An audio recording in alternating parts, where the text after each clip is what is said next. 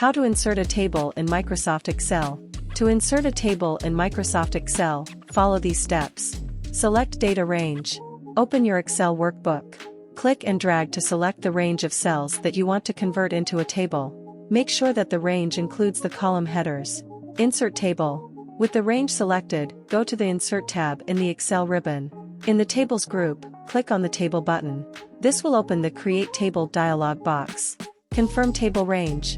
In the Create Table dialog box, the selected data range should already be filled in the Table Range field. Ensure that the My Table Has Headers checkbox is checked if your data has column headers. Choose Table Style. You can choose a table style from the available options. Excel will automatically format your table with the selected style. Click OK. After confirming the table range and style, click the OK button. Your selected data range will now be converted into a table. The table will have filter drop-downs in the header row, and you can use the various features of Excel tables, such as sorting, filtering, and structured references in formulas.